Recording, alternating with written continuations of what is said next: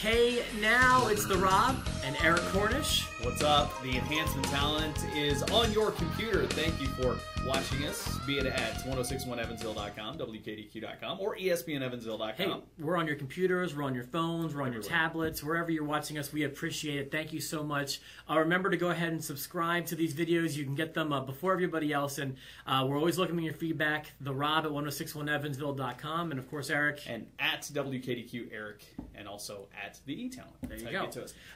Let's and it's free. You don't have to pay $9.99. By the way, that's true. So last night, and I know you didn't get a chance to watch it, but on the El Rey Network was the debut of Lucha Underground. I don't think I have the El Rey Network, Mr. Cornish. You don't? You have DirecTV? I do. I have DirecTV, and was able to find it. One of our viewers, Steve, was telling me I need to watch this, but I know I don't even have FXX. I don't have the El Rey Network, but it sounded like it was a pretty good show. You want to tell me about it? Well, it was interesting. I won't say it was great. It's certainly different.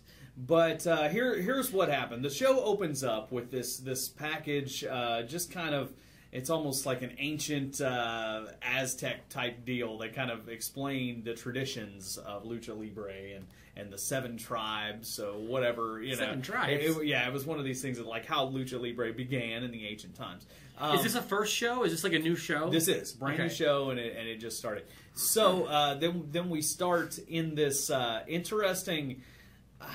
I don't know how to describe it. It's a soundstage basically, but they keep describing it as like an underground pit, dingy, dirt, and they keep describing it as dingy and dirty and hot, which I don't think you really need to describe. We can tell that it's an odd-looking place. It almost sounds like they're going for an ECW arena kind of feel. Kind of, but did you ever watch Wrestling Society X that was on MTV for a while? No, but I know what it is. It kind of has that kind of feel where it is a soundstage, but there's no, like, rhyme or reason to where these people are sitting. They're in the dark. You don't really see the people. You don't really hear them that much. There were a few times you did.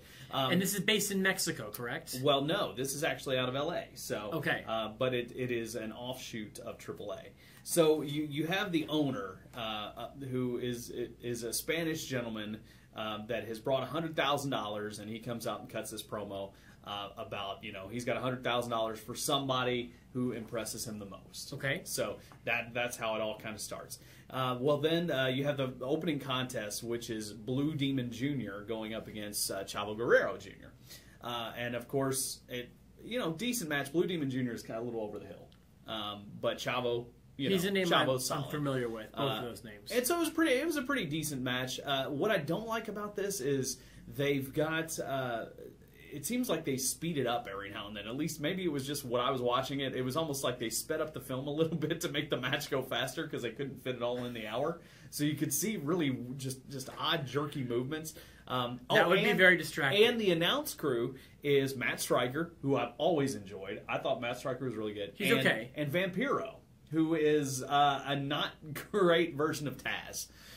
Oh my! A less good version of Taz. Okay, that's just my impressions. Even my wife, who doesn't watch wrestling, goes, "Is that Taz talking?" Oh, no, it's Vampiro. I would maybe even prefer Spanish-speaking commentators over those two. Yeah, I enjoy Matt Stryker, and I thought, especially as a play-by-play guy, I thought he did very well.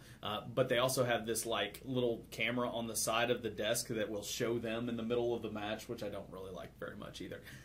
But anyway, let's say the match was decent. It was an odd finish with Blue Demon Jr. Making Chavo tap out. And then second match. Here's interesting. They have intergender matches, which you know my feeling on this. Men versus women? No. I know. Shouldn't happen. But they have Sexy Star, who is a masked female wrestler, going up against a masked wrestler named, I think it was Son of Havoc.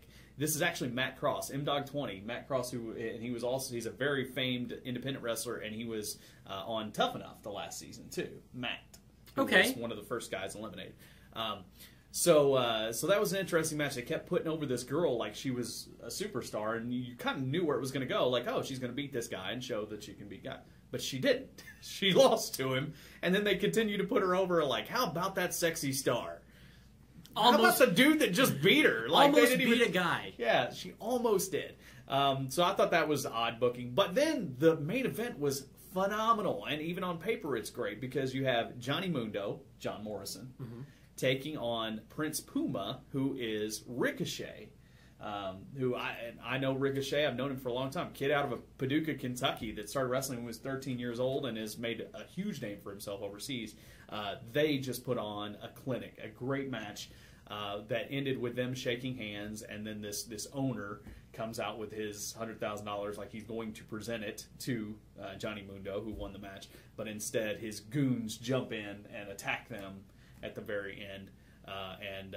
And Ezekiel Jackson, now known as Big Rick, is the man that kind of did all the damage, and that's how the show ends. And they give the boss turns heel and gives the $100,000 to him. Rico Grande.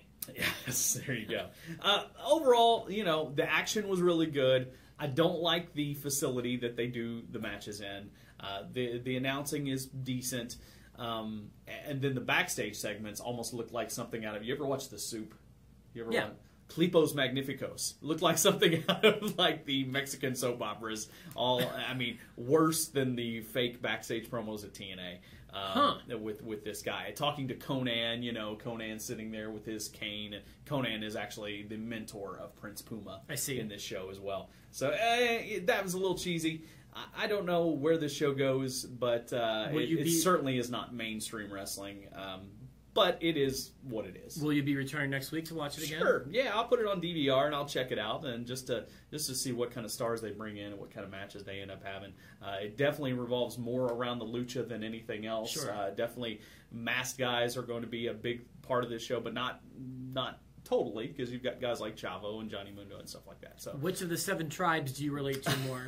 If I ever figure out what they are, then maybe I'll figure that out. I recently left the Anawai tribe to join up with the Tatanka tribe, the Buffalo tribe. I got you. Well, I will get you a copy and make sure you get to see it. I'll watch it. And was it an hour? It was an hour. Okay. Yeah. So if anybody has the El Rey network, look for it, because you might have it and not even know. If TNA were an hour, I'd probably watch it every week. An hour is a good length of time. I wish Raw were 2 hours instead of 3. So real quickly, luchadors. Speaking of luchadors, who's some of your favorites of all time? I think that the obvious choice when it comes to at least American lucha stars has got to be Rey Mysterio. Sure. I feel like any other answer is really just wrong. I mean, you can try to show your depth and this guy from Japan from the late 80s. Now, to me, it's like he was the guy. He's the face of lucha in America, and he's the best at it too. Yeah. Other great lucha stars, I thought came out of that mid 90s WCW Nitro era. I thought that Jericho was great when he was in there. I thought that Malenko was great. I thought that Psychosis and Juventud were great. I think Psychosis is probably one of the more underrated guys, and I think what hurt him is his lack of English. Mm-hmm. But he had the size that not a lot they had. You know what I mean? He had a lot of height on him. I think he could have done a lot better had he been more fluent in the English language. They don't have to be, Mexican or Spanish guys. Like, I thought Kid Cash had a good lucha style. Even some Japanese performers have that kind of style, like Tajiri a little bit. It's like, I like stuff like that. The guys who made it, I thought, typically were the best. Right. But anyway, Lucha Underground, I'll give it another watch. I think it has potential. Definitely not mainstream, like I said. Sure. It is a niche kind of thing. But especially happy for guys like Trevor Mann, a.k.a. Prince Puma now, who's come a long way. Like I said, I watched him. I think my wife and I watched him wrestle at a mobile home lot in Paris, Tennessee, back in 2005, and when he was 15 or 16 years old, and now here he is. And spoiler alert, he is going to be the first champion of this organization. So very cool for you, Trevor, Prince Puma, Ricochet, whatever you want to call it. Well, I don't think it will challenge WWE on a grand scale ever. It's good that people like that have a place to go to. Yeah, absolutely. And so I do think it's a cool thing that it exists. I'll try to get my hands on a copy of it. In the meantime, thank you for that recap. Yeah, hey, no problem. And let us know. If you watched it, let us know what you think. Tweet us, email us, all that good stuff. And make sure you subscribe. Thank you for joining Enhancement Talent.